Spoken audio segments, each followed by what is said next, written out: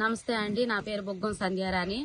భద్రాద్రి కొత్తగూడెం జిల్లా. మాది నల్లగుంటలోని 5 ఎకరాల భూమి ఉందండి. ఆ 5 ఎకరాల భూమిలోని మేము పంట వేసుకున్నామండి. కొబ్బరి మొక్కలు వేసుకున్నాము. ఇది కోర్టులో నలుగుతుందండి. కోర్టులో నలుగుతా ఉంటే ఎంఆర్ఓ గారు పోలీస్ స్టేషన్లో అందరూ కూడా భూమిలోకి వెళ్ళమాకండి అని అన్నారు. నిన్న ఒక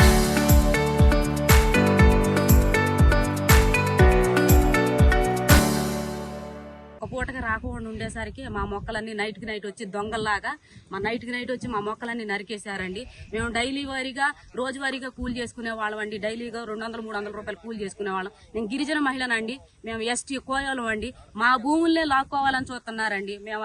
మాకు బోరు కూడా వేసారండి. ఐడీసీ బోరు 30 సంవత్సరాల క్రితం వేసిన భూమి అండి, బోర్ అండి. అది మమ్మల్ని ఇంత అన్యాయంగా చేసి మేము మొక్కలు వేసుకోవడానికి మాకు 50,000 రూపాయలు అయినాయండి. నైట్కి నైట్ వచ్చి దొంగల్లాగా మొక్కలు మొత్తం నరికేశారండి. అసలు ఈ రోజు మొక్కలు నరికారండి, రేపొద్దున మా మీదకి వచ్చి మమ్మల్ని కూడా చంపేస్తారండి.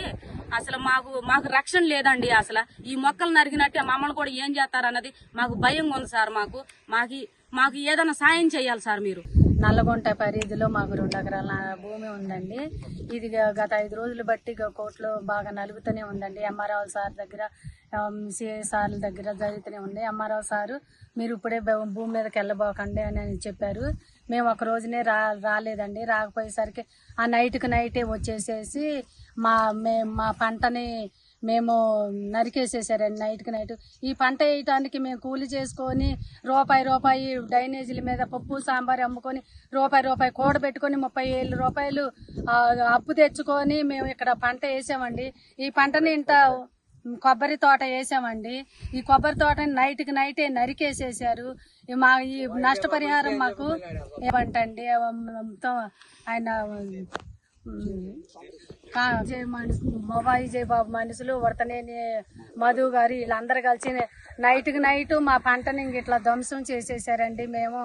మేము నరికేసేసారు. మేము వచ్చి మామూలుగా చూసుకునేసరికి ఇట్లా మొక్కలు ఇట్లా పడిపోయి ఉన్నాయండి. ఈ 30,000 రూపాయలు మేము సంపాదించుకోవాలంటే ఎన్ని రోజులు మేము పప్పు సాంబారి డ్రైనేజీల మీద అమ్ముకొని సంపాదించుకోవాలండి అని మేము పై అధికారులకి, రాజకీయ నాయకులకి, ముఖ్యమంత్రి గారికి, మాజీ ముఖ్యమంత్రి గారికి అందరికీ కూడా మేము ధన్యవాదాలు చెప్పుకుంటా మా భూమిని మాకు ఇప్పించగలరని మేము కోరుతున్నామండి. రైతుకి న్యాయం చేయాలి. రైతు ఉన్న వాళ్ళు ప్రదేశంలో ఉన్న రైతుకి న్యాయం చేయాలి. రైతు అనేది మంచి ఆరోగ్యంగా ఉండే రైతుకు న్యాయం చేయాలి.